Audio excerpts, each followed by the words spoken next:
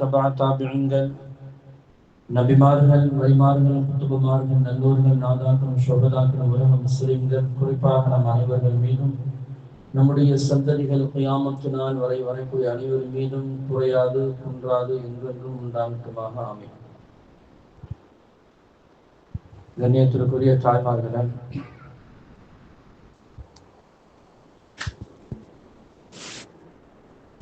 அல்லாஹு ஜல்ல ஷானஹு தஆலா நம்முடைய சிறிய பெரிய அனைத்து பாவங்களையும் மறைத்து மன்னித்து நன்மைகளாக மாற்றித் தருவானாக. நமது உயிரிலும் மேலான உயிருக்கு உயிரான கண்மணி முஹம்மது ரசூலுல்லாஹி ஸல்லல்லாஹு அலைஹி வஸல்லம் அவர்களுடைய மேலான அன்பையும் ஷஃபாத்தையும் அவர்களுடனும் இறை நெருக்கத்தை பெற்ற நல்லடியார்களுடனும் இம்மையிலும் மறுமையிலும் சேர்ந்து வாழும் பெரும்பாக்கியத்தை வல்ல ரஹ்மான் நமக்கும் நம்முடைய சந்ததிகளுக்கும் தந்தல் புரிவானாக.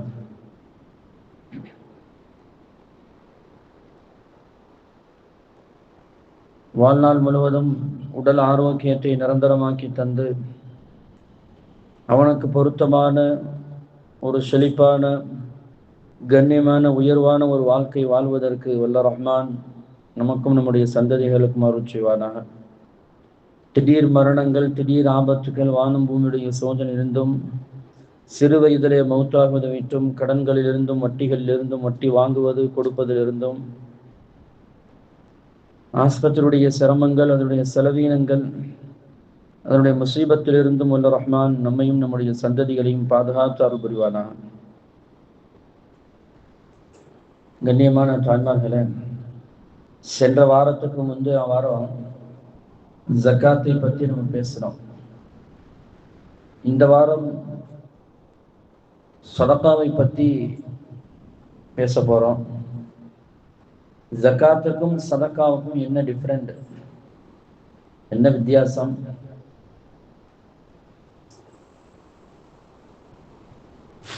போன தடவை ஜக்காத்துல ஒரு விஷயத்த சொல்ல மறந்துட்டோம்.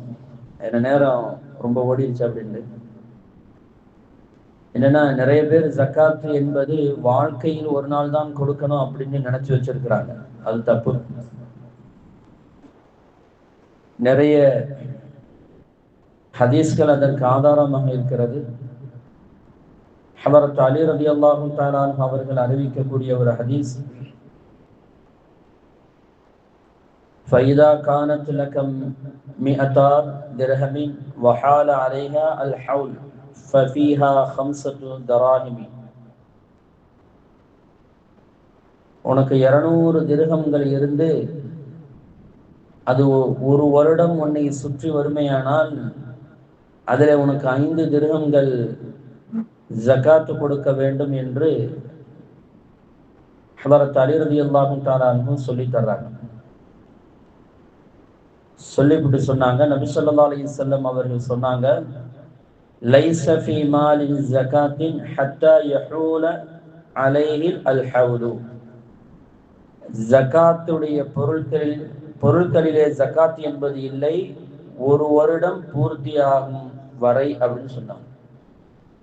அப்ப ஜகாத் என்பது ஒவ்வொரு வருடமும் எல்லா இமாம்களிடத்திலும், ஹதரத் அபூபக்கர் சித்தீக் ரலியல்லாஹு தஆலா அன்ஹு, ஹதரத் உமர் ரலியல்லாஹு தஆலா அன்ஹு, ஹதரத் உஸ்மான் ரலியல்லாஹு தஆலா அன்ஹு, ஹதரத் அப்துல்லாஹ் இப்னு உமர் ரலியல்லாஹு தஆலா அன்ஹு, இன்னும் இது போன்ற நிறைய உலமாக்கள், சஹாபாக்கள் எல்லாருமே சொல்லக்கூடிய ஒரு உசூல், ஒரு சட்டம் என்ன அப்படின்னா, ஒவ்வொரு வருடமும் அங்கே ஜக்காத்து கடமையாகிறது. அவங்க எல்லாரும் இந்த ஹதீஸை தான் ஆதாரமா சொல்றாங்க.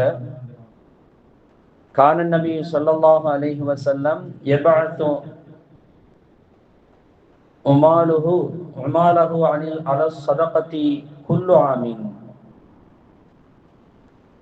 ஒவ்வொரு வருடமும் ஜக்காத்தை வசூலிக்கக்கூடியவர்களை அனுப்பி வைப்பார்கள், ஜக்காத்தை வசூல் செய்வதற்காக வேண்டி அனுப்பி வைப்பார்கள் என்று இந்த ஹதீஸை ஆதாரமாகத்தான் எல்லா இமாம்களும், எல்லா சஹாபாக்களும், குலஃபாய் ராஷிதீன்கள், அமீருல் முஃமினீன், ஜனாதிபதிகளாக இருந்த 4 பேர்களும் இதைத்தான் இந்த ஹதீஸில் அறிவிக்கிறார். இந்த ஹதீஸின் அடிப்படையில் பார்த்தால் ஒவ்வொரு வருடமும் ஜக்காத் என்பது கடமையாகிறது. ஒவ்வொரு வருடமும், அதாவது இதை பிராக்டிக்கலா யோசிச்சு பார்த்தாலும் நபி ஸல்லல்லாஹு அலைஹி வஸல்லம் அவர்கள் மதினாவுக்கு வந்த பிறகுதான் ஜக்காத் என்பது கடமையாகுது.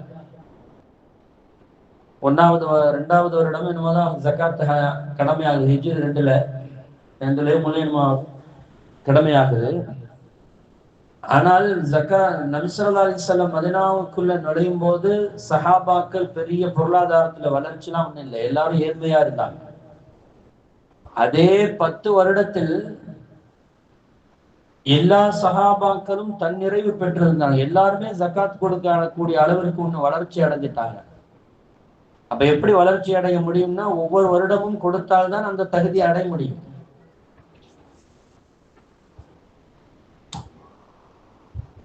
அந்த தகுதியை எப்ப முடியும் அப்படின்னா, ஒவ்வொரு வருடமும் ஜக்காத்து கொடுத்தால் மட்டும்தான் அது அந்த தகுதியை அடைய முடியும். அப்ப எப்படி பார்த்தாலும் ஒவ்வொரு வருடமும் ஜக்காத்து கொடுப்பதுதான் மார்க்கத்தின் சரியான தீர்ப்பை ஒழிய, வாழ்க்கையில் ஒரு நாள் ஜக்காத்து கொடுப்பது என்பது அது மார்க்க தீர்ப்பு அல்ல, அது சரியான சொல்லும் அல்ல. சரி, ஜக்காத்துக்கும் சதகாவுக்கும் என்ன டிஃபரெண்ட், என்ன வித்தியாசம் அப்படின்னா, ஜக்காத் என்பது வருடத்திற்கு ஒரு புறம் கணக்கிட்டு கொடுக்க வேண்டும். ஒருத்தருக்கு 1 லட்சம் ஜக்கா, அது அடுத்து ஜக்காத்துடைய பொருள் அவருக்கு சொந்தமானதாக இருக்கணும், அவர் முஸ்லிமா இருக்கணும், வாலிப வயசை அடைந்திருக்க வேண்டும். அந்த நிசாபுடைய அளவு, அதாவது ஜக்காத்துடைய அளவு, அதாவது வெள்ளியுடைய அளவு இன்றைக்கு கணக்கு விட்டு பார்த்தோம் சொன்னா ஒரு 70,000 அல்லது ஒரு 80,000 அளவு வருகிறது. 612 கிராம் வெள்ளி.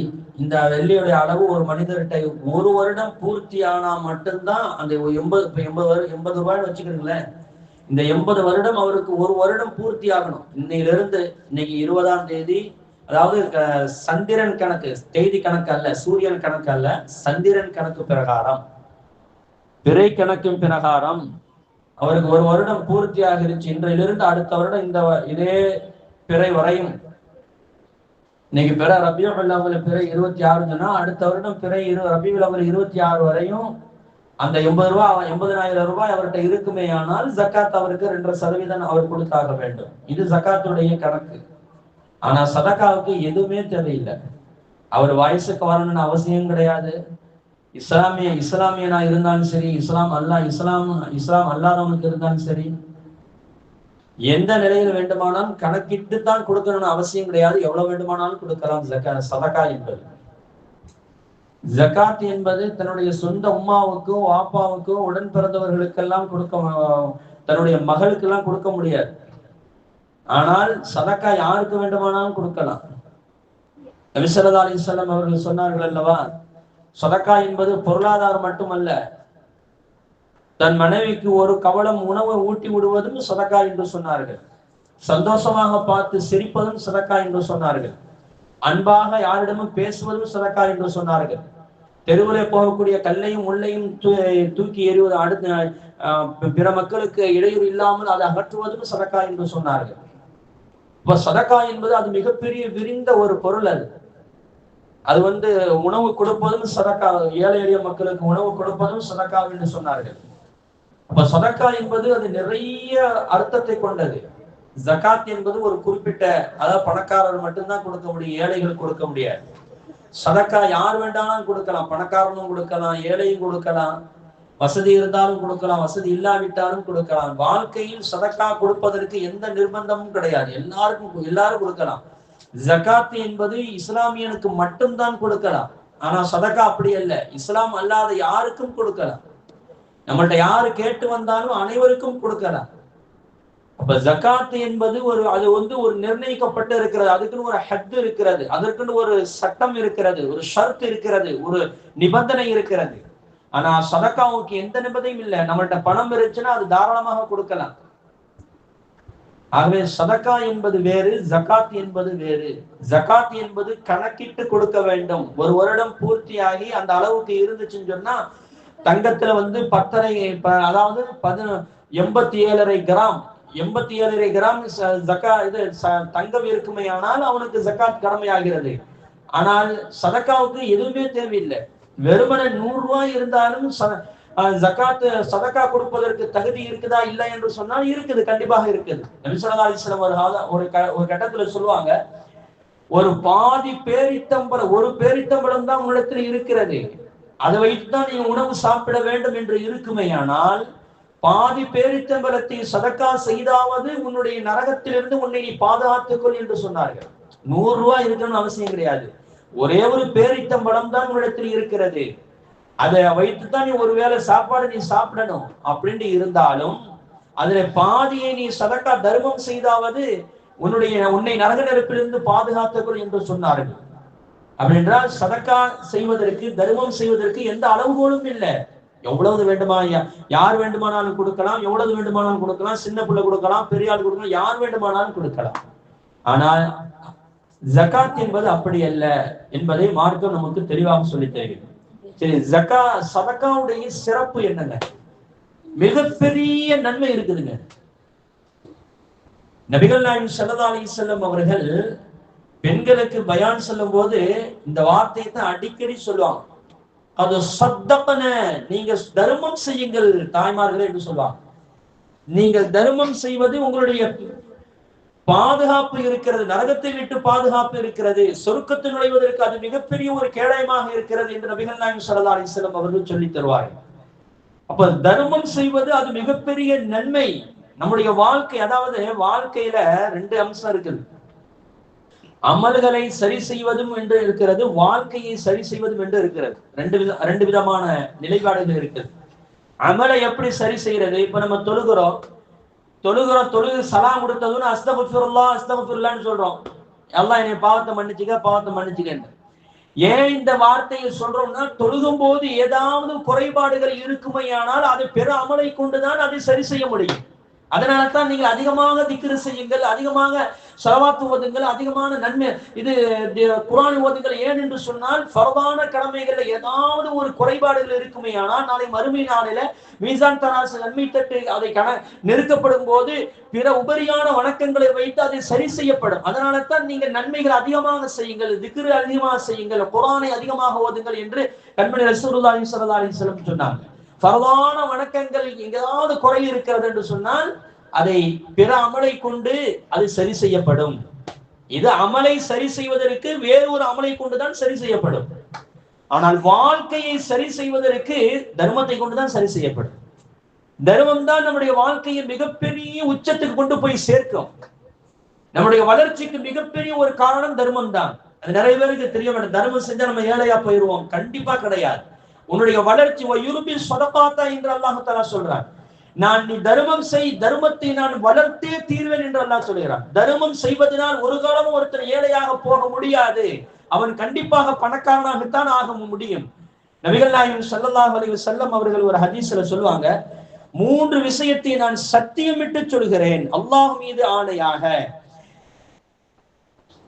யகூல் ரசூலுல்லாஹி ஸல்லல்லாஹு அலைஹி வஸல்லம் ஸலாஸத அக்ஸமின் அலைஹின்ன, 3 விஷயத்தின் மீது சத்தியமிட்டு சொல்வார்கள். 3 விஷயங்கள். அதுல ஒண்ணு என்ன தெரியுமா? மா நகஸ மாலுன் அப்தின் மின் ஸதகத்தின், ஒரு அடியான் தர்மம் செய்வதனால் அவனுடைய பொருள் சத்தியமாக குறைந்து போகாது என்று சொல்வார்கள். அல்லாஹ் மீது சத்தியமாக அவனுடைய பொருள் குறைந்தே போகாது என்று நபிகள் நாயகம் ஸல்லல்லாஹு அலைஹி வஸல்லம் சொல்வார்கள் என்று சொன்னா, சதக்கா என்பது, தர்மம் என்பது ஒரு மனிதனை உயர்த்துமே தவிர அவனை தாழ்த்தி விடாது. அதைத்தான் அல்லாஹ்வும் அல்லாஹ் ரசூலும் நமக்கு கற்றுத் தரக்கூடியது.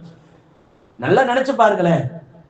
மதீனாவுல நபிகள் நாயகம் ஸல்லல்லாஹு அலைஹி வஸல்லம் மதீனாவுக்கு போன பிறகு அத ஒரு கணவனை, ஒரு ஆணையும் ஒரு பெண்ணையும், ஒரு கணவனையும் ஒரு மனைவியும் கையழைச்சி விடுற மாதிரி மக்காவிலிருந்து வந்த சஹாபாக்களையும் மதீனாவில் இருந்த சஹாபாக்களையும் இணைச்சு விடுறாங்க, சகோதரர்களாக ஆக்கி விடுறாங்க.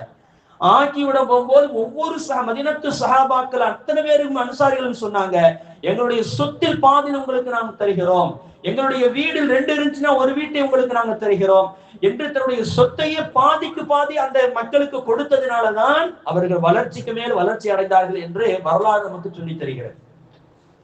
அப்ப வளர்ச்சி அடைவதற்கு மிகப்பெரிய ஒரு காரணம் என்னன்னா தர்மம் செய்வது. தர்மம் செய்வதனால் நம்முடைய வாழ்க்கை அது ஒரு செழிப்பாக்குமே ஒழிய அந்த தர்மம் ஒரு காலம் நம்முடைய வாழ்க்கையை தாழ்ந்த ஒரு இடத்துக்கு கொண்டு போகாது என்று பெருமானார் ஸல்லல்லாஹு அலைஹி வஸல்லம் அவர்கள் நமக்கு சொல்லி தர்றாங்க. தர்மம் இருக்குத அல்லாஹ் ஜல்ல ஷானஹு தஆலா சொல்லுவான், யா அய்யுஹல்லதீன ஆமனு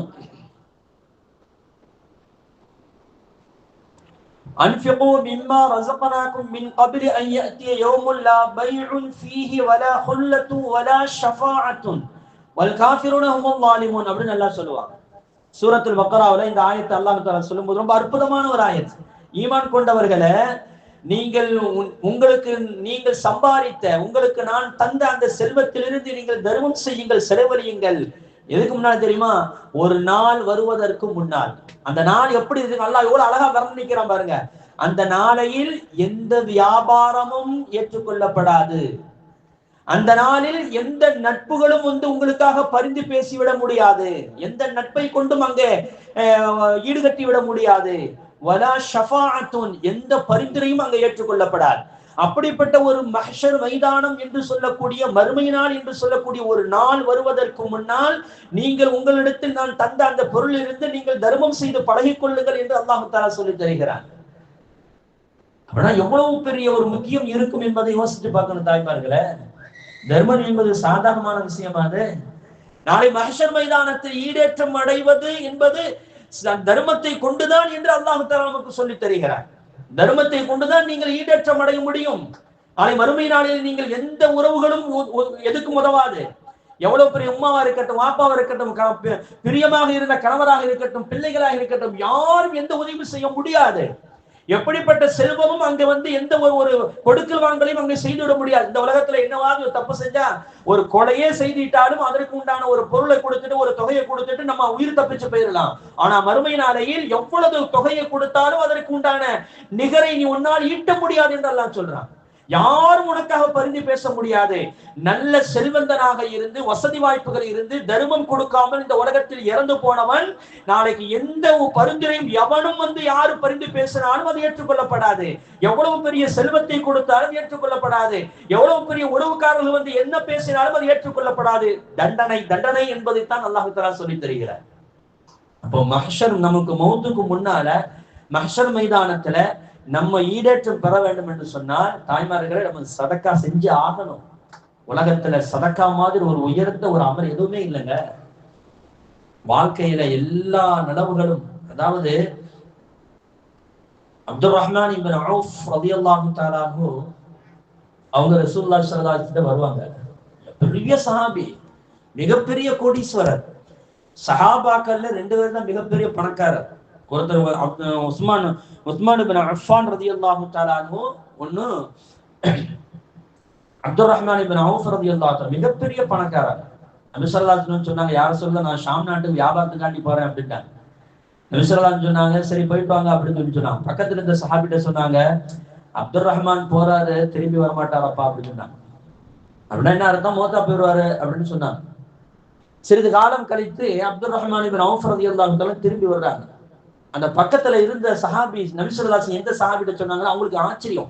நபி ஸல்லல்லாஹு அலைஹி வஸல்லம் சொல்லிட்டா அது கண்டிப்பா நடக்கும். அது மாற்று கருத்துக்கு இடமே கிடையாது. அதுதான் 100% இஸ்லாமிய உலகம் பார்க்கக்கூடிய ஒரு பார்வை. நாயகம் ஸல்லல்லாஹு அலைஹி சொல்லிட்டாங்கன்னா அது சரிதான். அது எந்த மாற்று கருத்தும் கிடையாது. அந்த சஹாபி ஓடி வர்றாங்க, யார சொல்லலாம், நீங்க அப்துல் ரஹ்மான் வர்றாரு யார சொல்லலாம், நல்ல பெரிய வியாபார லாபத்தோடு வருகிறார் அப்படின்னு சொன்ன உடனே நபி ஸல்லல்லாஹு அலைஹி சொன்னாங்க, அப்படியா? அப்படின்னா அவர் வாழ்க்கையில வழியில ஏதாவது நடந்திருக்கு நீ பாருங்க அப்படின்னாங்க. அப்ப அப்துல் ரஹ்மான் இப்னு அவுஃப் ரலியல்லாஹு அன்ஹு போய் அந்த சஹாபி கேட்கிறாங்க, அப்துல் ரஹ்மான் அவர்களே, நபி ஸல்லல்லாஹு அலைஹி வஸல்லம் நீங்க பயணம் சொல்லிட்டு போகும்போது இந்த வார்த்தையை சொன்னாங்க, ஆனா நீங்க நல்ல முறையில திரும்பி வர்றீங்க. இதை போய் நான் ரசூலுல்லாஹ்ட்ட கேட்டேன், வழியில ஏதாவது நடந்திருக்கு என்னன்னு போய் கேளுங்கன்றாங்க. அதான் நான் உங்கள்ட்ட கேட்கிறேன், ஏதாவது நடந்துச்சா அப்படின்னு. அப்ப அப்துல் ரஹ்மான் இப்னு அவுஃப் ரலியல்லாஹு தஆலா சொன்னாங்க, நான் வழியில வரும் பொழுது ஒரு ஊர்ல தங்க வேண்டிய சூழல் ஏற்பட்டது. அந்த ஊர்ல யாருமே எனக்கு இடம் தரல. ஒரு ஏழ்மையான ஒரு தாய் எனக்கு இடம் கொடுத்தாங்க. அங்கெல்லாம் அந்த காலத்துல அப்படித்தான், வெளி நைட்ல எங்காவது ஊர்ல மாட்டிக்கிட்டாங்கன்னு சொன்னா இந்த மாதிரிலாம் லாட்ஜ்லாம் இருக்காது, தங்கிட்டு போயிடலாம் அப்படின்னு. ஏதாவது ஒரு வீட்டுல அடைக்கலம் கேட்பாங்க, அடைக்கலம் இருந்துட்டு காலையில திருச்சி போயிடுவாங்க. அல்லது மடங்கள் கட்டி விட்டுருப்பாங்க, அந்த மடங்கள்ல தங்கிட்டு போயிடுவாங்க. அப்ப அந்த வீட்டுல நான் போய் கேட்டேன், அனுமதி கேட்டேன், தந்தாங்க. நான் இரவுல தஹஜ்ஜுத் தொழுகைக்காக எந்திரிக்கும் போது வீட்டுல அழுகிற சவுண்டு கேட்டுச்சு. அப்ப என்ன அழுகிறாங்கன்னு சொல்லிட்டு பார்த்தா 4 பெண்கள் இருந்து அழுது கொண்டு இருக்கிறாங்க. அப்ப அந்த தாயிட்ட கேட்டேன், ஏமா நீங்க அழுகுறீங்க? அப்ப அவங்க சொன்னாங்க, எனக்கு கணவர் இல்ல, என் வீட்டுல ஆண்கள் இல்ல, எனக்கு 3 பொம்பளை பிள்ளைங்க. இந்த பொம்பளை பிள்ளைங்களை கரை சேர்க்கணும், எந்த பொருளாதார வசதி வாய்ப்புகளும் இல்ல, என்ன செய்வது என்று எனக்கு தெரியவில்லை அப்படின்னு சொல்லிட்டு அவங்க அழுதாங்க. உடனே அப்துல் ரஹ்மான் அவுஃப் ரலியல்லாஹு தஆலா கொஞ்ச நாள் அங்கேயே தங்கி அந்த 3 பொம்பளை பிள்ளைகளுக்கும் தகுந்த ஜோடிகளை பார்த்து அவர்களுக்கு உண்டான சொத்துக்களையும் கொஞ்சத்தை கொடுத்து பொருளாதாரத்தை கொடுத்துட்டு அவங்க வந்துட்டாங்க. இதை போய் ரசூலுல்லாஹ்ட்ட அந்த சஹாபி சொல்றாங்க, யார சொல்லலாம் இந்த மாதிரி நடந்துச்சாங்க. அப்பொழுதுதான் ரசூலுல்லாஹி ஸல்லல்லாஹு அலைஹி வஸல்லம் அவர்கள் சொன்னார்கள், அந்த பெண்கள் செய்த துஆவின் காரணமாக அல்லாஹ் தஆலா இவருடைய ஆயுளை நீடித்து வைத்து விட்டான் என்று சொன்னார்கள் ரசூலுல்லாஹி ஸல்லல்லாஹு அலைஹி வஸல்லம் அவர்கள். அப்ப நாம் செய்த தர்மம் நம்முடைய வாழ்க்கையை அது மாற்றும், மிகப்பெரிய மாற்றத்தை கொண்டு வரும். ரசூலுல்லாஹி ஸல்லல்லாஹு அலைஹி வஸல்லம் சொல்வார்கள் அல்லவா, உங்களுக்கு தீய மரணம் ஏற்படாமல் இருக்க வேண்டுமா, நீங்கள் தர்மம் செய்யுங்கள் என்று சொல்லுவார்கள். உங்களுக்கு மோசமான வாழ்க்கை வரக்கூடாது என்று ஆசைப்படுகிறீர்களா, நீண்ட ஆயுள் கிடைக்க வேண்டும் என்று ஆசைப்படுகிறீர்களா, தர்மம் செய்யுங்கள் என்று சொல்வார்கள் ரசூலுல்லாஹி ஸல்லல்லாஹு அலைஹி வஸல்லம் அவர்கள். நீங்க நிறைய பேர் அந்த பழக்கத்துல இல்லையே, அந்த பழக்கம் நம்மள்ட்ட வர மாட்டேங்குது. தர்மம் செய்யக்கூடிய அந்த பழக்கம் இன்னைக்கு நிறைய குறைஞ்சு போச்சு. தர்மம் செய்வதனால் நம்முடைய வாழ்க்கை மிகப்பெரிய வரவேண்டிய ஏதோ ஒரு முசீபத் அது தடுக்கப்படுகிறது. உனக்கு ஏற்படக்கூடிய முசீபத்தை தடுக்கக்கூடிய ஆற்றல் தர்மத்துக்கு மட்டும்தான் இருக்கிறது. நபி ஸல்லல்லாஹு அலைஹி வஸல்லம் சொல்வார்கள், கதா கத்ர் என்று ஒன்று இருக்கிறது. இந்த உலகத்தை படைப்பதற்கு 2000 வருடத்திற்கு முன்னால் அல்லாஹ் தஆலா இந்த உலகத்தில் யாரெல்லாம் பிறப்பால், எந்தெந்த மனிதர்கள் வருவார்கள், என்னென்ன நடக்கும், யாருக்கு என்னென்ன தலையெழுத்து, எல்லாத்தையும் அல்லாஹ் தஆலா எழுதி வைத்து விட்டான். அது அத்தனையும் நடந்து கொண்டு இருக்கிறது. அந்த தலையெழுத்தை யாராலும் மாற்ற முடியாது. ஜஃபல் கலம், பேனா மூடப்பட்டு விட்டது என்று சொன்னார்கள். அதை மாற்ற வேண்டும் என்று சொன்னால் 2 காரியத்திற்கு மட்டும்தான் இருக்கிறது. ஒன்று, அவன் கேட்கக்கூடிய துஆ, இரண்டாவது அவன் கொடுக்கக்கூடிய தர்மம் என்று சொன்னார்கள் கண்மணி முஹம்மது ரசூலுல்லாஹி ஸல்லல்லாஹு அலைஹி வஸல்லம் அவர்கள். தர்மத்தை சாதாரண எடுத்துக்க முடியாதுங்க. தர்மம் எவ்வளவு பெரிய மாற்றத்தை எல்லாம் கொடுக்கும் தெரியுமா? நம்ம நினைச்சுக்கிட்டு இருப்போம் சாதாரணமான தர்மம் தானே, யாச்சும் நினைச்சா போப்பா நாளைக்கு வாங்கிக்கப்பா அப்படின்னு யாச்சும் ஒண்ணு சின்னதை ஒரு சொல்லி முடிச்சிருவோம். ஆனா அது எவ்வளவு பெரிய மாற்றத்தை ஏற்படுத்தும் தெரியுமா? தர்மம் தலைகாக்கும் என்று சொல்லுவார்கள். ஆனா சில நேரங்கள்ல நம்ம செய்யாத தர்மத்திற்கு சோதனைகளும் வந்து சேரும் என்று நபிகள் நாயகம் ஸல்லல்லாஹு அலைஹி வஸல்லம் அற்புதமான சம்பவத்தை சொல்லுவாங்க. என்ன தெரியுமா? யாக்கூப் அலைஹிஸ்ஸலாத்துக்கு அல்லாஹ் தஆலா 2 மகன்களை கொடுத்தான். யாக்கூப் அலைஹிஸ்ஸலாம் அவர்கள் யூசுப் அலைஹிஸ்ஸலாம், பின்யாமின் என்று சொல்லக்கூடிய 2 மகன்களை அல்லாஹ் தஆலா கொடுத்தான். 2 பேரும் ரொம்ப பிரியமா இருப்பாங்க. அப்ப அவங்களுடைய நண்பர் ஒருத்தர் வந்தார். யாக்கூப் அலைஹிஸ்ஸலாத்துடைய நண்பர் ஒருத்தர் வந்தார். வந்து கேட்டாரு, என்ன யாக்கூப் அவர்களே, உங்களுக்கு இவ்வளவு கண் பார்வையெல்லாம் போயிருச்சப்பா அப்படின்னாங்க. கண் பார்வையெல்லாம் போய்விட்டது, நீ அப்படியே முதுகு கூணலாக போய்விட்டாயே, என்ன காரணம் அப்படின்னு கேட்பாங்க. அப்படி கேட்கும்போது யாக்கூப் அலைஹிஸ்ஸலாம் சொல்லுவாங்க, யூசுப் அலைஹிஸ்ஸலாம் அவர்கள் காணா போனதிலிருந்து 7 வயசுல காணாம போனாங்க. இது 40 வருஷத்துக்கு அப்புறம் இது பேசப்படக்கூடிய ஒரு வார்த்தை. இது யூசுப் அலைஹிஸ்ஸலாம் காணா போனதிலிருந்து நான் தேம்பி அழுது என் 2 கண்ணும் அப்படியே புறவணிந்து போயிருச்சு, பார்வை மங்கி போயிருச்சு. பின்யாமின் காணா போன காலத்திலிருந்து நான் அதை நினைத்து கவலைப்பட்டு எனக்கு முதுமை அதிகமாகி விட்டது, ரொம்ப உடம்பெல்லாம் கூனி போய்விட்டது, முதுகெல்லாம் கூனி போய்விட்டது அப்படின்ட்டு. உடனே ஜிப்ரீல் அலைஹிஸ்ஸலாம் வந்துட்டாங்க. ரசூலுல்லாஹி ஸல்லல்லாஹு அலைஹி வஸல்லம் இந்த சம்பவத்தை சொல்லிட்டு வர்றாங்க. ஜிப்ரீல் அலைஹிஸ்ஸலாம் அவர்கள் வந்து கேட்டாங்க, அல்லாஹு தஆலா ஜிப்ரீல் அலைஹிஸ்ஸலாம் ஃபகால யாக்கூப், யா யாக்கூப் இன்னல்லாஹ யக்ரவு ஸலாம், அல்லாஹு தஆலா உங்களுக்கு சலாம் சொன்னா. சொல்லிட்டு கேட்டா, உங்கள்ட்ட கேட்க சொன்னா, அமா தஸ்தஹி அன் தஷ்கூனி இலா கைரி, என்னை அல்லாத வேறவனிடத்தில் உன்னுடைய குறையை நீ முறையிடுகிறாயே, இது உனக்கு வெக்கமா இல்லையா அப்படின்னு அல்லாஹ் கேட்க சொன்னா அப்படின்னு சொன்னான். அட அல்லாஹ் டிக்ளேர் பண்றான் குர்ஆன்ல, இன்னமா அஷ்கு பஸி வ ஹுஸ்னி இலல்லாஹ். யாக்கூப் அலைஹிஸ்ஸலாம் சொன்னது, என்னுடைய தேவைகளை என்னுடைய கவலைகளை அல்லாஹ்விடத்தில் தான் நான் முறையிடுகிறேன் என்று சொன்னதை அல்லாஹ் குர்ஆனிலே பதிவு செய்கிறான். அல்லாஹ்விடத்தில் தான் அவர்கள் கேட்டுக் கொண்டிருந்தார்கள்.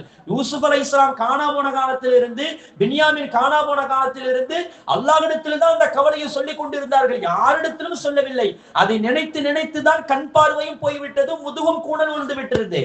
ஆனா இந்த நேரத்துல இப்படிப்பட்ட ஒரு நிகழ்ச்சி நடந்த உடனே அல்லாஹுக்கு அது பிடிக்காம வந்து கேட்கிறாங்க. அப்போ ஜிப்ரீல் அலைஹிஸ்ஸலாத்திட்ட யாக்கூப் அலைஹிஸ்ஸலாம் சொன்னாங்களா, நானா சொல்லல, என்னுடைய நண்பர் அவர். இதுக்கு என்ன காரணம் கேட்கும் போது, நான் இப்படி ஒரு வார்த்தையை சொன்னேன், ஆனா நான் வேணுமென்று சொல்லல அப்படின்னு சொன்னாங்க. எந்த ஒரு காரியத்தையுமேங்க அல்லாஹ்வுக்கு வந்து பிடிக்காத விஷயம் என்ன தெரியுமா? நம்முடைய குறையை அடுத்தவர்களிடத்துல போய் சொல்றோம் பாத்தீங்களா? அட ஒரு துஆ செய்யுங்கள் என்ற நோக்கத்தில் சொல்லலாம், அது வேறு விஷயம். ஆனால் அல்லாஹ் உனக்கு தந்த சோதனையை அதை ஏற்றுக்கொள்ளாமல், அல்லாஹ் எனக்கு இப்படி செய்து விட்டானே, அல்லாஹ் எனக்கு இப்படி ஒரு சோதனையை தந்து விட்டானே, அல்லாஹ் எனக்கு இப்படி ஒரு மகனை என்னை மௌத்தாக்கி விட்டானே என்று ஏதாவது தந்த சோதனை ஒரு மனிதன் சொல்லி சொல்லி காட்டுவது அல்லாஹ்வுக்கு அது பிடிக்காதுங்க. அல்லாஹ்வுக்கு அது பிடிக்காது. அதைத்தான் நல்லா சொல்றான், என்னிடத்தில் கேட்பதற்கு பதிலா நீ பிற மக்கள்கிட்ட போய் கேட்கிற ஒரு வெக்கமே இல்லையா அப்படின்னு கேட்டு இருக்கிறான்.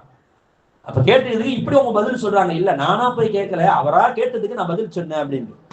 அப்போ ஜிப்ரீல் அலைஹிஸ்ஸலாம், அப்போ யாக்கூப் நபி ஸல்லல்லாஹு அலைஹி வஸல்லம் சொல்றாங்க, யாக்கூப் அலைஹிஸ்ஸலாம் திருப்பி அல்லாஹ்ட்ட கேட்டாங்களாம், யா அல்லாஹ் இன்னமா அஷ்கு பஸி வஹ்ஸனி இலல்லாஹ், நான் கேட்கறதெல்லாம் உன்கிட்ட தான் யா அல்லாஹ் கேட்கிறேன், ஏன் என்னை இப்படி எல்லாம் நீ சோதிச்ச அப்படின்னு கேட்டாங்க. ஏன் யூசுப் வந்து அவ்வளவு எனக்கு பாசமான புள்ள, அவர் வந்து பிற்காலத்து நபியாக வருவதற்கு கனவெல்லாம் கண்டு இருக்கிறாரு, பின்யாமின் எனக்கு அவ்வளவு பிரியமான ஒரு பிள்ளை, எதுக்கு நீ இப்படி எல்லாம் என்னை சோதிச்ச அப்படின்னு கேட்கும்போது, அப்பதான் அல்லாஹ் தஆலா சொன்னானா, ரசூலுல்லாஹி ஸல்லல்லாஹு அலைஹி வஸல்லம் சொல்றாங்க, யாக்கூபே இது நானா ஏற்படுத்தியது இல்ல, நீனா ஏற்படுத்திக்கிட்டதுன்னு சொன்னாங்க. நீனா ஏற்படுத்திக்கிட்டது அப்படின்னு சொன்னாங்க. எப்படி அல்லாஹ் நான் என்ன ஏற்படுத்தினேன்? நீ ஒரு காலத்தில் 40 வருஷத்துக்கு முன்னால உன்னுடைய சொந்த பந்தங்கள் எல்லாம் பனி இஸ்ரவேலர்கள் எல்லாம் சேர்ந்து ஒரு ஆட்டை அறுத்து நீங்கள் சந்தோஷமாக உன் குடும்பத்துல சாப்பிட்டுக்கிட்டு இருந்தீங்க.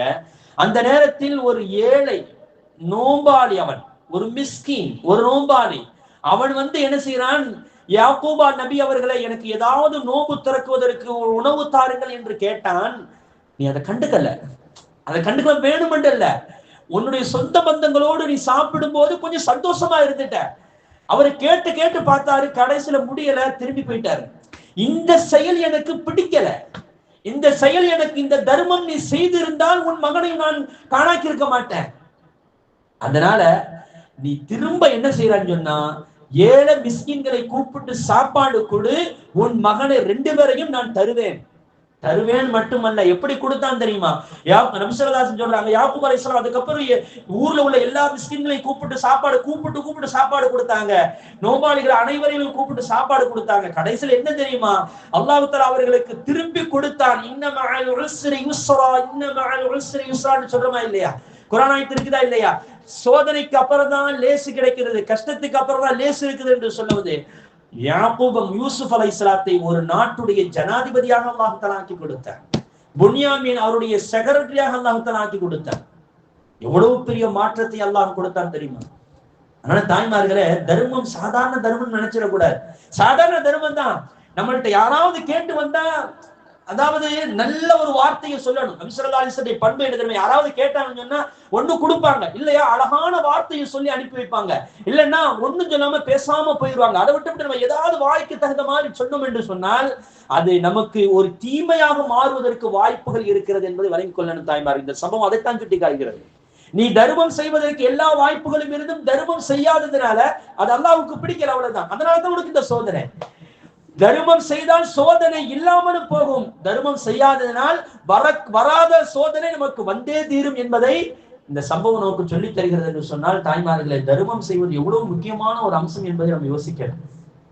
ஈசா அலைஹிஸ்ஸலாத்துட்ட சில பேர் வந்து சொன்னாங்க, இந்த மாதிரி ஒரு வண்ணா இருக்கிறான் நபி அவர்களே, இந்த வண்ணா ரொம்ப தொல்லை பண்றான், மக்களுக்கு ரொம்ப தீமை செய்யறான், அவனை எப்படியாவது அல்லாஹ்ட்ட சொல்லி மூத்தாக்கணும் அப்படின்னு சொல்லி கேட்டான், அழிக்கணும் அப்படின்னு. ஈசா அலைஹிஸ்ஸலாம் அல்லாஹ்ட்ட துஆ கேட்கிறாங்க, யா அல்லாஹ் என்ன இப்படி இருக்குது, மக்களுக்கு ரொம்ப தொல்லை கொடுக்குறாங்க. சரின்னு சொல்லிட்டு எல்லாம் சொன்ன, சரி அவனை நான் மூத்தாக்கிறேன் பரவாயில்ல அப்படின்னு சொல்லிட்டு அவன் போனா. ஒரு நாள் போனிட்டு அல்லாஹ் சொன்னா, இன்றைய நாள் அவனுடைய அந்த வண்ணான் அந்த துணியை சுருட்டிக்கிட்டு தலையில வச்சு போகக்கூடிய அந்த துணியில ஒரு விஷம் உள்ள பாம்பை நான் சாட்டி இருக்கிறேன், அந்த பாம்பு கொத்தி அவன் இறந்து போயிடுவான் அப்படின்னு சொன்னான். அதே மாதிரி எல்லா மக்களும் ஆர்வத்தோடு இருக்கிறாங்க. மாலை நேரம் வந்த உடனே அவனோட ஜனாதா எடுத்து அடக்கம் செய்யறதுக்கு எல்லாம் ரெடி ஆகிட்டாங்க. ஆனா மாலையில பார்த்தா துணியை துவைச்சு நல்ல முறையில வரலாம். ஈசா அலைஹிஸ்ஸலாத்துக்கு ஒண்ணுமே சொல்ல முடியல. அல்லாஹ்ட்ட கேட்டாங்க, யாருன்னா என்ன இது அப்படின்னு. ஈசா அல்லாஹ் சொன்னானா, நீங்க சொன்னதெல்லாம் சரிதான் நபி அவர்களே, நானும் அப்படித்தான் செஞ்சேன். ஆனா போற வழியில ஒரு மிஸ்கின் வந்து அவன்கிட்ட வந்து எனக்கு ஏதாவது சாப்பிட கொடுன்னு கேட்டான். அவனுக்கு இருந்த அந்த மத்தியான நேரத்தில் அவன் சாப்பிட வச்சிருந்த மத்தியில உணவு, அந்த உணவை அவன்கிட்ட கொடுத்து நீ சாப்பிட்டுன்னு சொல்லிட்டு போயிட்டான். இந்த செயல் எனக்கு பிடிச்சிருந்துச்சு, அதனால் அவனுடைய ஆயுளை இன்னும் கொஞ்சம் நீட்டி வைத்தேன் என்று அல்லாஹ் ஜல்ல ஷானஹு சொன்னான். தாய்மார்கள் விளங்குதா? இன்னைக்கு வந்து சாப்பாடு மிஞ்சி ஒரு காலம் இருக்கு, சாப்பாடு மிஞ்சி போச்சுன்னு சொன்னா அதை வந்து வாசல் அடிக்கக்கூடிய மிஸ்கின்களுக்கு கொடுப்போம். இன்னைக்கு அப்படி கிடையாது. வீட்டுக்குள்ளேயே மிஸ்கின் பெட்டி இருக்குது. ஏன்னா அதுல வச்சு எத்தனை நாளா இருந்தாலும் கீழே ஊத்துற பழக்கமே கிடையாது. அது ஒரு வாரமா இருந்தாங்க கீழே ஊத்தவே மாட்டான். நானும் ஃப்ரெண்டும் ஒரு இடத்துக்கு விருந்துக்கு, ஃப்ரெண்டு என்னை வந்து வீட்டுக்கு போனாரு. சரின்னு சொல்லி போயாச்சு, சாப்பாடெல்லாம் வச்சாச்சு. அதோட ஒரு பிரியாணி ஒண்ணு வருது. அப்ப என்னப்பா இது பிரியாணி வருது, பிரியாணி சரி நீங்க கொஞ்சம் சாப்பிடலாம், நாங்க கொஞ்சமா இருக்குது பிரியாணி அப்படின்ட்டா. நான் கேட்டேன், சரி சாப்பிடுப்பா, நீ பாது நான் பாது அப்படின்னு சொன்னா சாப்பிட்டாச்சு. கொஞ்சம் நல்லாவும் இருந்துச்சு, அதே நேரத்துல கொஞ்சம் பழசு மாதிரி தெரிஞ்சு. அப்ப நான் கேட்டேன், என்னப்பா இது பிரியாணி இப்ப செஞ்ச பிரியாணி மாதிரி தெரியலையே அப்படின்னு கேட்டேன். இல்ல இது 3 நாளைக்கு முன்னால உள்ள பிரியாணி அப்படின்னு. அப்ப நான் கேட்டேன், வாசல்ல கொடுக்காம உள்ள வச்சு நம்மளுக்கு தர்றாங்க அப்படிதான்ப்பா. நாங்க அப்படித்தானுங்க, அதுக்கு பேர மிஸ்கின் பெட்டி தான் பேர் வச்சிருக்கிறாங்க. என்ன ஒரு சொட்டு இருந்தாலும் கீழே ஊத்துறது கிடையாது. வச்சு சுட வச்சு சாப்பிடுற அந்த ருசி இருக்குது. அல்லாஹ் அக்பர். அது நம்மளுக்கு மட்டும்தான் தெரியாது. மிஸ்கின்களுக்கு கொடுத்து பழகணும் தாய்மார்கள். எத்தனை நாளா இருந்தாலும் சுட வச்சு சாப்பிடக்கூடிய அந்த தன்மைகள் இன்னைக்கு வந்து விட்டது இல்லைன்னா அல்லாஹ் காப்பாத்த. எதுக்கு சொல்றேன்னா, நபி ஸல்லல்லாஹு அலைஹி வஸல்லத்துல இந்த ஒரு இதை மட்டும் சொல்லி முடிச்சுக்கலாம், டைம் ஓடிடுச்சு. நபி ஸல்லல்லாஹு அலைஹி வஸல்லம் ஒரு போருக்கு போனாங்க. போர்ல எல்லாரையும் ஜெயிச்சாச்சு, வெற்றி கொண்டாங்க. எல்லா சஹாபாக்களும் நிக்கிறாங்க, கைதிகள்லாம் நிக்கிறாங்க. அதாவது பனுல் முஅம்மர் அப்படின்னு சொல்லக்கூடிய ஒரு கோத்திரம். அவங்க யாருன்னா இன்னைக்கு RSS இருக்கான் பாத்தீங்களா, முழுக்க இஸ்லாமியர்களை கொல்லணும், இஸ்லாமியர்களுக்கு தீமை செய்யணும் அப்படிங்கிற எண்ணத்தில் வாழ்ந்த அன்றைய காலத்தில் உள்ள மனிதர்கள் பனு முஅம்மர் சொல்லக்கூடிய ஒரு கோத்திரம். நபி ஸல்லல்லாஹு அலைஹி வஸல்லம் அல்லாஹ்வுடைய உத்தரவு கொண்டு எல்லாரும் கைது செஞ்சுட்டு வந்தாங்க. வச்சாச்சு, எல்லாம் ரெடியா நிக்குது. சஹாபாக்கள் எல்லாம் எதிர்பார்க்கிறாங்க ரசூலுல்லாஹ் என்ன தீர்ப்பு சொல்ல போறாங்க அப்படின்னு. அப்படியே எல்லாம் எதிர்பார்த்து இருக்கிறாங்க. நபி ஸல்லல்லாஹு அலைஹி வஸல்லம் கொஞ்ச நேரம் அமைதியா இருந்துட்டு சொன்னாங்க, எல்லாரையும் கொன்றுங்க, ஆனா அந்த படையுடைய தளபதியை மட்டும் விட்டுருங்க, உசுரோட விட்டுருங்க அப்படின்னு சொன்னாங்க. எல்லாருக்கும் ஆச்சரியம், படையுடைய தளபதி தானே முக்கியம். தொண்டர்களை விட்டாலும் இந்த 100 பேர் அந்த கணக்கு சொல்றாங்க, கிதாபுகள்ல வருது. அந்த 100 பேரை விட்டா கூட பயந்துகிட்டு அவன் இனிமே எதுவும் செய்யக்கூடாதுன்னு சொல்லிட்டு அவன் ஒவ்வொரு திசையை பார்த்து ஓடி போயிடுவான். ஆனா தலைவனையும் வைத்திருந்தா அவன் இன்னும் 100 பேரை உருவாக்குவான்ல. எல்லாருக்கும் ஆச்சரியம், என்னன்னு ஒண்ணுமே புரியல. அப்ப யாரும் போய் ரசூலுல்லாஹ்ட்ட கேட்கறதுக்கு தயங்குறாங்க. ஏன்னா ரசூலுல்லாஹ் சொன்னது தானே. அலி ரலியல்லாஹு தஆலா மட்டும் போனாங்க, யா ரசூலல்லாஹ், அல்லாஹ் ஒருவன் தானே? ஆமா அல்லாஹ் ஒருவன் தான். ரசூல் நீங்கள் ஒருவர் தானே? ஆமான் ரசூல் ஒண்ணுதான். வேதமும் ஒண்ணுதானே? வேதம் ஒண்ணுதான். மார்க்கம் ஒண்ணுதானே? மார்க்கம் ஒண்ணுதான். அப்ப தீர்ப்பு மட்டும் ஏன் ரெண்டுன்னு கேட்டாங்க. தீர்ப்பு மட்டும் ஏன் ரெண்டு? தலைவனை உயிரோடு விட சொல்றீங்க, தொண்டர்களை எல்லாம் 100 பேரை வெட்ட சொல்றீங்க, என்ன கணக்கு? ரசூலுல்லாஹி ஸல்லல்லாஹு அலைஹி வஸல்லம் சிரித்தார்களாம். சிரித்து விட்டு சொன்னாங்களாம், இதே கேள்வியை நான் ஜிப்ரீல்கிட்டையும் கேட்டேன், ஜிப்ரீலும் சிரித்தார்கள். ஜிப்ரீல் சிரித்து விட்டு சொன்னாங்க, இதே கேள்வி அல்லாஹ்ட்டையும் நான் கேட்டேன், அல்லாஹ் எனக்கு இந்த உத்தரவு தரும் போது அல்லாஹும் இந்த உத்தரவை இந்த மாதிரி சொன்னா அப்ப நான் சிரிச்சேன். அந்த இதை ஏன் அல்லாஹ் ஏன் தீர்ப்புல மட்டும் மாற்றம்னு கேட்கும்போது அல்லாஹும் சிரித்தான் என்று ரசூலுல்லாஹி ஸல்லல்லாஹு அலைஹி வஸல்லம் அவர்கள் சொல்லிவிட்டு அல்லாஹ் சொன்னானா, அந்த தலைவன், கூட்டத்துடைய தலைவன் இருக்கிறானே, அவனால் 100 குடும்பங்கள் வாழ்ந்து கொண்டு இருக்கிறது, அதனால் அவனை வெட்ட வேண்டாம், இன்னும் கொஞ்சம் காலம் வாழ வேண்டும் என்று நான் ஆசைப்படுகிறேன் என்று அல்லாஹ் ஜல்ல ஷானஹு தஆலா தீர்ப்பளித்திருக்கிறான் சொன்னா நம்ம எவ்வளவு கவனமா இருக்கணும் தாய்மார்களே. நல்லா தெரியும், ஒரு தலைவன் அவனை உசுரோட விட்டா இன்னும் 100 பேர் இல்ல 1000 பேரை உருவாக்க முடியும். தலைவன் தானே முக்கியமானது. தலைவனை கொல்ல சொன்னா சரி, இந்த தொண்டர்கள்லாம் எங்கேயாச்சும் மூளை முடிந்து ஓடி போய் ஒளிஞ்சு பயந்துகிட்டு உசுருக்கு பயந்துகிட்டு ஏதாச்சும் ஒண்ணு பண்ணிக்கிட்டு எங்கிட்ட ஓடி போயிடுவாங்க. ஆனா தலைவனை உசுரோட விட சொன்னால் அவனை கொண்டு 100 பேர்கள் வாழ்ந்து கொண்டு இருக்கிறார்கள் என்று அல்லாஹ் ஜல்ல ஷானஹு தஆலா சொல்லி தருகிறான் என்று சொன்னால், ஒரு தீயவனாக இருந்தாலும் ஒருத்தனை வாழ வைப்பது என்பது அல்லாஹ்வுக்கு அவ்வளவு பிடித்தமான ஒரு விஷயம். அது அவ்வளவு பிடித்தமான விஷயம். அதனாலதான் அன்னை ஹதிஜா ரலியல்லாஹு தஆலா அன்ஹா என்ன பெரிய செல்வ சீமாட்டி அல்லவா, கிட்டத்தட்ட மிகப்பெரிய அவங்களுடைய கணக்கு வழக்க சொல்ல அன்றைய காலத்தினுடைய கணக்கை சொல்லும் போது 24,000 கோடிக்கு சமம் என்று சொல்றாரு. அன்றைய காலத்தில் 1500 ஆண்டுகளுக்கு முன்னால் 24,000 கோடி இந்தியா ரூபாய்க்கு மதிப்பு அவருடைய சொத்து மதிப்புனா இன்றைய காலத்துல நினைச்சு பாருங்களேன், எத்தனை ஆயிரம் லட்சக்கணக்கான கோடிக்கு அது சமம்.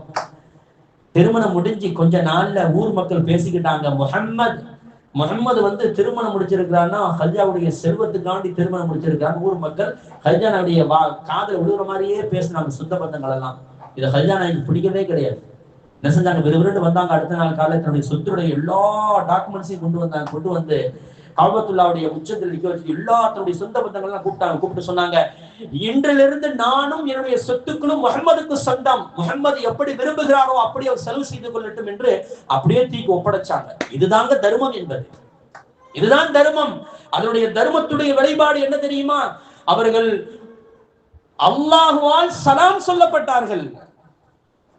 ஒரு நாள் ஹதிஜா ரலியல்லாஹு தஆலா நபி ஸல்லல்லாஹு அலைஹி வஸல்லம் ஹிரா குகையில் தவம் இருக்கும் போது சாப்பாடு கொண்டுகிட்டு வர்றாங்க. அவர்களுக்கு 40 வயசு, இவருக்கு 55 வயசு. எப்படிப்பட்ட ஒரு நிலை யோசிச்சு பாருங்களேன். இன்னைக்கு 30 வயசு 25 வயசு சமைக்க மாட்டேங்குது, வீட்டை சமைக்கிறதே கிடையாது. அன்றைக்கு சமைத்து கரடு முரடமான இடம். நீங்க இப்ப மக்காவுக்கு போனா தெரியும், ஜபல நூர் என்று சொல்லக்கூடிய மக்காவில இருந்து கிட்டத்தட்ட 2-3 மைல் இருக்கு. அப்படியே ஏறி போகணும், மலையில ஏறி போகணும். இன்றைக்கு ஏறுவதற்கு ஏதோ சின்னமா ஒரு பாதை அமைச்சு இருக்கிறாங்க. ஆனா அன்றைய காலத்தில் அவ்வளவு கரடு முரடமான பாதையில் நடந்து போய் சாப்பாடு கொடுக்கும் போது நபி ஸல்லல்லாஹு அலைஹி வஸல்லம் அவர்கிட்ட ஜிப்ரீல் அலைஹிஸ்ஸலாம் சொன்னாங்க, இதோ உங்களுடைய மனைவி ஹதிஜா வருகிறார், அல்லாஹ் உங்களுக்கு சலாம் சொன்னதாக சொல்லுங்கள் என்று. ஹதிஜா நாயிட்ட சொன்ன உடனே ஹதிஜா அப்படியே தேம்பி அழுங்க, அல்லாஹ் ஏன் பேர சொன்னானா, அல்லாஹ் ஏன் பேரை சொன்னான்? ஆமாம் ஹதிஜா, உங்கள் பெயரை அல்லாஹ் சொன்னான்.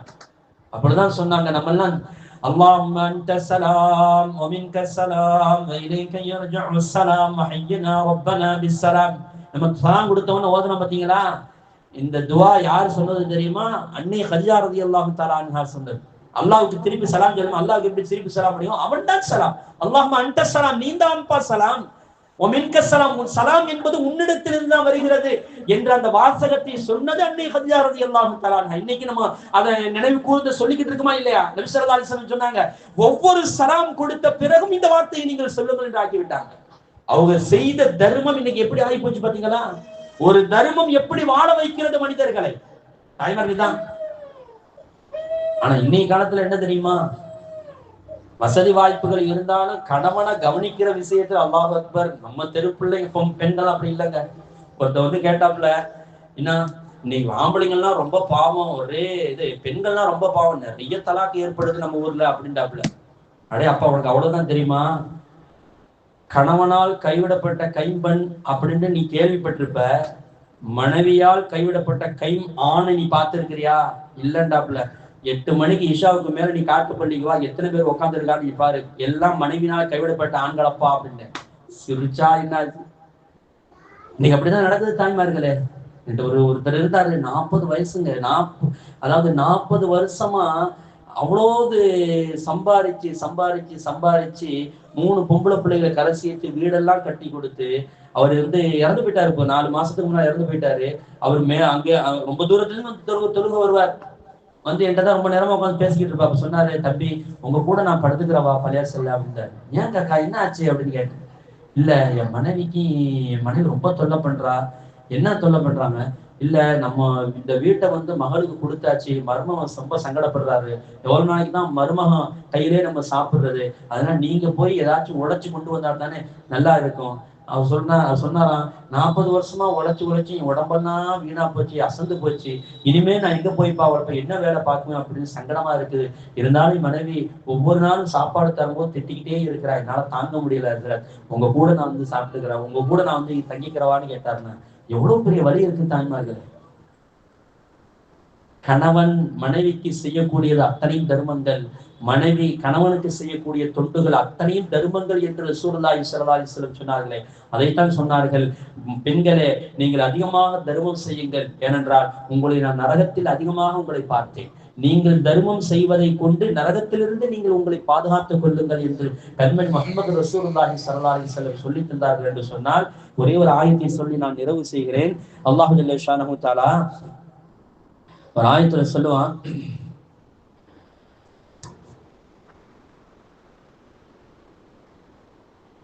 மௌத்து வரக்கூடிய அந்த நேரம், மௌத்து வர நேரத்துல நல்ல வசதி படைத்தவன் சொல்லுவானா, வசதி படைத்த எல்லாரும் அப்படித்தான்.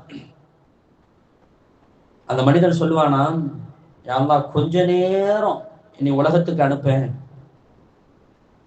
கொஞ்ச நேரம் இந்த உலகத்துக்கு அனுப்பு, நான் தர்மம் செய்து விட்டு நான் வந்து விடுகிறேன் என்று மனிதன் சொல்வானா.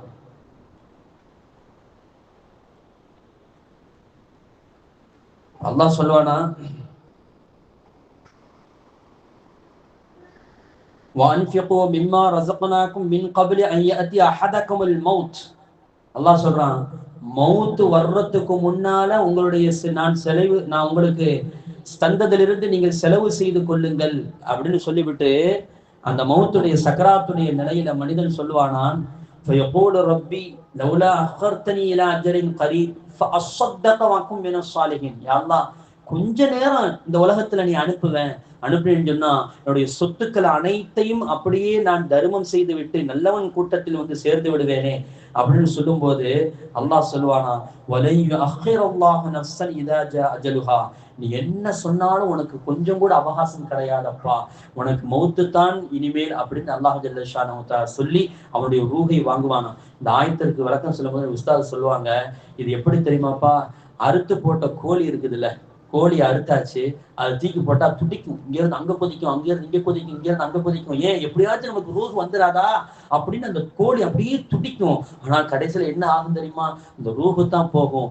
இதுதான்பா சக்கராத்துடைய நிலையில் என்ன கேட்டாலும் அவனுக்கு கிடைக்காது. நான் அப்படி இருக்கணும், இப்படி செய்வேன், அப்படி செய்வேன். உலகத்தில் இருக்கும் போது நாம் என்ன செய்ய வேண்டுமோ அத்தனையும் நாம் செய்து கொள்ள வேண்டும். அதுதான் புத்திசாலித்தனம். ஆகவே தாய்மார்களே, நாம் எவ்வளவு தூரம் தர்மம் செய்கிறோமோ அவ்வளவு தூரம் வாழ்க்கையை நாம் மிகப்பெரிய சந்தோஷத்தின் சுபிட்சத்தை நாம் வாழ முடியும். அல்லாஹ் ரஹ்மான் அனைவருக்கும் அந்த பாக்கியத்தை தந்தல் புரிவானாக. பிஸ்மில்லாஹிர் ரஹ்மானிர் ரஹீம். அல்ஹம்துலில்லாஹி ரப்பில் ஆலமீன். الصلاة والسلام عليك يا سيدنا يا رسول الله. خذ بأيدينا قلت حيلتنا ذلكنا يا شفيع المذنبين ويا رحمة للعالمين يا تستجد ويا خير خلق الله صلى الله عليه وسلم. إنك قد عديت الأمانة وبلغت الرسالة يا رسول الله يا شفيع المذنبين. اللهم صل على سيدنا محمد وعلى آل سيدنا محمد وبارك وسلم عليه. يا الله கிருபை உள்ள ரஹ்மானே, எங்கள் பாவங்கள் அனைத்தையும் மன்னித்தருள் புரிவாயாக. யா அல்லாஹ் எங்களுடைய தாய் தந்தையருடைய பாவங்களை அனைத்தையும் மன்னித்தருள் புரிவாயாக. யா அல்லாஹ் எங்களுடைய உடன் பிறந்தவர்கள், எங்களுடைய மனைவி மக்கள், எங்களுடைய உடன் பிறந்தவர்கள், சொந்த பந்தங்கள், இங்கு கூடியிருக்கக்கூடியவர்கள், இந்த வீட்டில் இருக்கக்கூடியவர்கள் அனைவருடைய சிறிய பெரிய அனைத்து பாவங்களை மன்னித்தருள் புரிவாயாக. அல்லாஹ் ரஹ்மானே, யா அல்லாஹ் எங்களுடைய வாழ்க்கையை நீ சிறப்பாக்கி தருவாயாக. யா அல்லாஹ் எங்களுக்கு வாழ்க்கையில் நோய் நொடிகள் இல்லாத ஒரு வாழ்க்கையை தந்தல் புரிவாயாக. யா அல்லாஹ் நாங்கள் நோய் நொடிகள் இல்லாத வாழ்க்கையை யா அல்லாஹ் எங்களுக்கு நீ தந்தல் புரிவாயாக. யா அல்லாஹ் எங்களுடைய நோய்களுக்கு நாங்கள் தர்மத்தை கொண்டு யா அல்லாஹ் மருந்து போடக்கூடிய அந்த சூழலை எங்களுக்கு உருவாக்கி தருவாயாக. யா அல்லாஹ் ஈகை குணத்தை எங்களுக்கு நீ தந்தல் புரிவாயாக. எங்களுடைய நீ வணங்கிய அந்த செல்வத்திலிருந்து நாங்கள் தர்மம் செய்யக்கூடிய அந்த பாக்கியத்தை எங்களுக்கு நீ தந்தல் புரிவாயாக. யா அல்லாஹ் எங்களுக்கு எல்லாம் நீண்ட ஆயுளை தருவாயாக. யா அல்லாஹ் எங்களுக்கு எல்லாம் நீண்ட ஆயுளை தருவாயாக. யா அல்லாஹ் நாங்கள் சிறு வயதிலே மூத்தாகிவிடக் கூடாது ரப்பி ரஹ்மானே. யா அல்லாஹ் எங்களுக்கு நாங்கள் சிறு வயதிலே மூத்தாகிவிடக் கூடாது ரப்பி ரஹ்மானே. எங்களுடைய பிள்ளைகள் எல்லாம் அநாதைகளாக ஆகிவிடுவார்கள் ரப்பி ரஹ்மானே. எங்களுடைய பிள்ளைகள் எல்லாம் யா அல்லாஹ் நெருக்கத்திலாக நின்று விடுவார்கள் ரப்பி ரஹ்மானே. யா அல்லாஹ் எங்களுடைய பிள்ளைகளுக்கு நாங்கள் கடைசி வரை ஒரு துணையாக இருப்பதற்கு நீ தௌஃபீக் செய் யா அல்லாஹ். யா அல்லாஹ் எங்களுடைய பிள்ளைகள் யா அல்லாஹ் நல்ல ஒரு நிலைமைக்கு வருவதை யா அல்லாஹ் எங்களுடைய ஆயுளை நீடிக்க செய்வாயாக. யா அல்லாஹ் நீண்ட காலங்கள் நாங்கள் வாழ வேண்டும் யா அல்லாஹ். உடல் ஆரோக்கியத்தோடு நாங்கள் வாழ வேண்டும் ரப்பி ரஹ்மானே. உடல் ஆரோக்கியத்தை எங்களுக்கு நீ தந்தல் புரிவாயாக. உடல் சுகத்தை தருவாயாக யா அல்லாஹ். உடல் உறுப்புகளை யா அல்லாஹ் சுகத்தோடு தந்தல் புரிவாயாக. யா அல்லாஹ் எத்தனையோ நோய்கள் காரணமாக எங்கள் உடம்பிலிருந்து யா அல்லாஹ் உறுப்புகள் வெட்டி எடுக்கப்படுகிறது ரப்பி ரஹ்மானே. அந்த நிலைமை விட்டு பாதுகாத்து அருள்புரிவாயாக. யா அல்லாஹ் உடல் உறுப்புகள் யா அல்லாஹ் வெட்டி எடுக்கும் அந்த நிலையை விட்டு பாதுகாத்து அருள்புரியா அல்லாஹ். யா அல்லாஹ் சிறு வயதிலே நாங்கள் அந்த மாதிரி ஒரு நிலைகளை விட்டு பாதுகாத்து அருள்புரிவாயாக. யா அல்லாஹ் கை கால்கள் இழந்து கண்கள் இழந்து யா அல்லாஹ் எங்கள் உடல் உறுப்புகள் இழந்து நாங்கள் நெருக்கதிராக யா அல்லாஹ் அடுத்தவர்களை பார்த்து நாங்கள் எங்களுக்கு நாங்களே பரிதாபம் பெறும் அளவுக்கு உண்டான நிலைகளை விட்டு பாதுகாத்து அருள்புரிவாயாக. யா அல்லாஹ் நாங்கள் வாழும் காலமெல்லாம் உனக்கு நன்றி செலுத்தக்கூடிய நல்லடியார்கள் ஆக்கி அருள்புரிவாயாக. யா அல்லாஹ் தர்மம் செய்யக்கூடிய பாக்கியத்தை எங்களை தந்தல் புரிவாயாக. யா அல்லாஹ் எங்கள் குடும்பத்தில் வெளிநாட்டில் இருக்கக்கூடிய அந்த நன்மக்களுக்கு யா அல்லாஹ் நீ பரக்கத் செய்வாயாக. யா அல்லாஹ் வெளிநாட்டில் இருக்கக்கூடியவர்களுக்கு பரக்கத் செய்ய யா அல்லாஹ். யா அல்லாஹ் அவருடைய தேவைகளை நிறைவேற்றித்தாயா அல்லாஹ், அவர்கள் சந்தோஷமாக வாழ வேண்டும் ரப்பி ரஹ்மானே. யா அல்லாஹ் இங்க கூடி இருக்கக்கூடியவர்கள் இந்த தெருவாசிகள் யாரெல்லாம் வெளிநாடுகளில் இருக்கிறார்களோ அனைவருக்கும் நீ பரக்கத் செய்யா அல்லாஹ்.